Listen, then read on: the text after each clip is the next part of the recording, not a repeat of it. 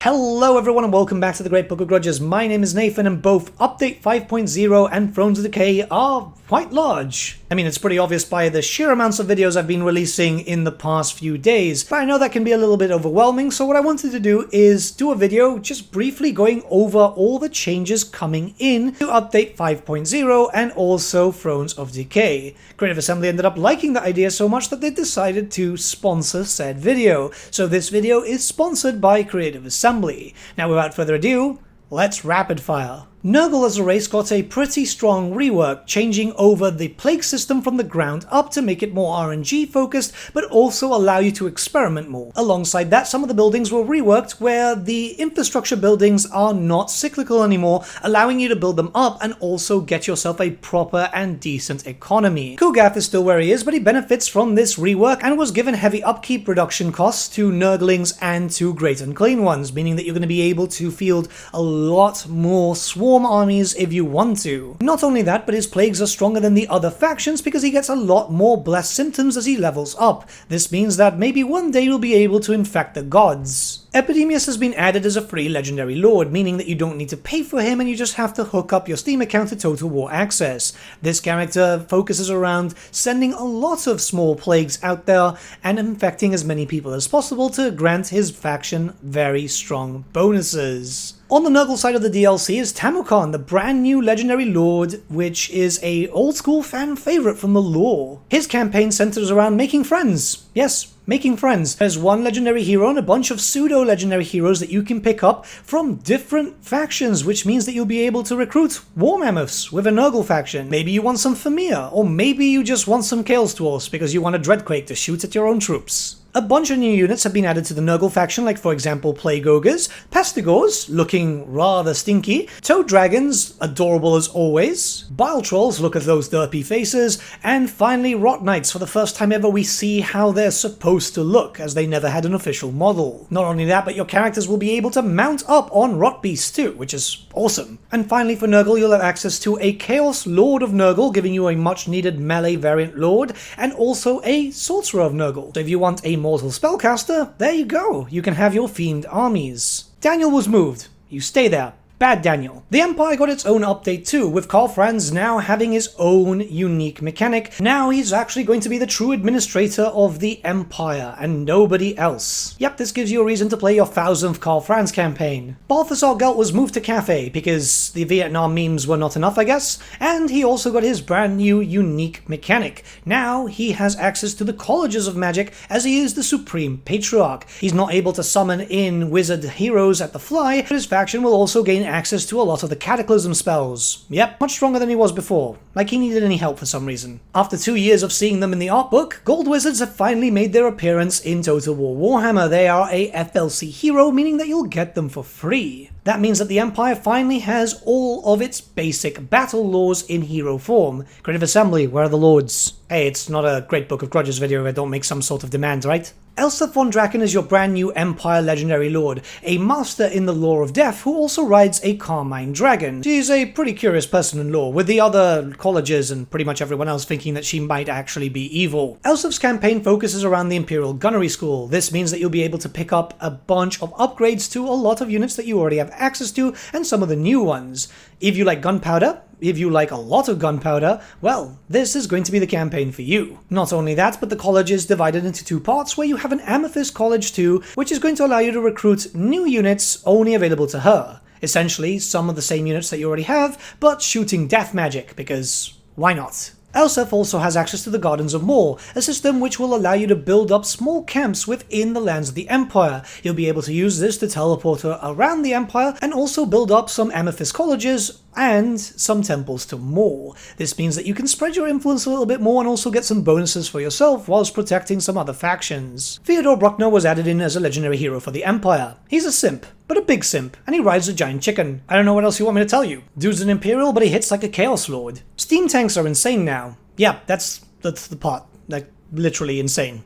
Overpowered. Oh my god. We finally have both engineers and master engineers in the Empire as a new lord and hero option, both of them having access to mechanical steed mounts, and the master engineer can ride on a steam tank.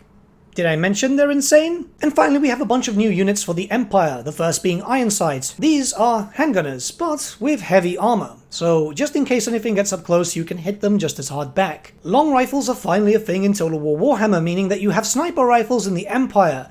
Again, just in case you want to play Vietnam Simulator with Gelt. There's a steam tank with a volley gun now, a throwback to an earlier edition of Warhammer Fantasy, and once again, steam tanks are insane now. The Knights of the Black Rose were added in as a brand new cavalry unit, giving your edgy goth chick some edgy goth boys. And lastly, the Marienburg landship. Yes, it's a ship with wheels, and it's got a lot of guns. Look at it, it's so pretty. Now we're going to look towards the Dwarfs having their third and hopefully final rework. The Grudges system was changed for the Dwarfs. This now gives you a little bit more incentivization to go around the world. Certain Grudges will grant you some really good benefits, like for example, finally opening up the Underway. Yes, your Dwarfs can teleport. Who knew? You can now actually confederate the other Dwarf factions without having to beat them down or download a mod. There's a new Grudge system in place, which means go and attack people. Literally, just go and attack people. It's the Age of Reckoning. If you manage to do enough damage, you might be rewarded with certain benefits. If you don't do enough, you'll get some negatives. Get a new system known as Grudge Settler units, or get to the max and even get a full army for a number of turns. They won't cost anything, by the way. Malakai Makaisson was added as the new legendary lord for the Dwarfs. He is insane. An engineer who took up the Slayer Oath, yeah, he is still pretty much going insane everywhere else. His campaign focuses around being a adventurer. Yeah, you're going on little stories. You'll be killing and killing and killing and killing and then killing some more. And after that, you'll be able to get some benefits to a lot of your artillery. Yes, this faction focuses around being a dwarf engineer and also a slayer. Garragram Ironfist was added as a legendary hero for the Dwarfs. He is another slayer character who focuses around, well, killing stuff. I mean, it's what they do. But yeah, you can use him with Malakai, or you can use him with another Dwarf Lord, like for example Ungrim, so father and son can be united again. You will also have access to a brand new Lord option, the Demon Slayer, and a new hero option, the Dragon Slayer. Yep, loads of Slayers, and that's not done yet. There's a lot more coming. A bunch of new units will be available for the Dwarfs, like the Slayer Pirates. Yep, you've got Slayers with handguns. They charge in just like an Empire Militia, but they hit much harder.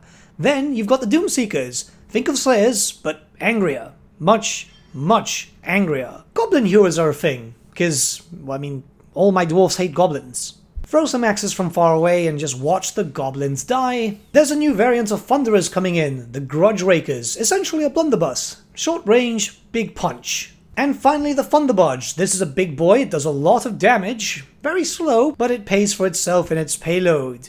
This is also something that never had a miniature, it had rules and you had to build one yourself back in the day. I was never going to do that, and neither were you. We didn't have to. We got one here in the game. They buffed up gyrocopters and gyrobombers by giving them more entities, so more damage is done. Between this and the Steam Tank update, it's very clear that Creative Assembly wants you to play Dwarfs and Empire. The developers decided that the Dwarfs were not tanky enough, despite being one of the tankiest races in the game, and gave them some formations. Yes, formations are back, who knew? Now, the Dwarfs will be able to put up some shield walls and protect themselves against any incoming fire. They added some more maps into the game. Yeah, I know. I am surprised too.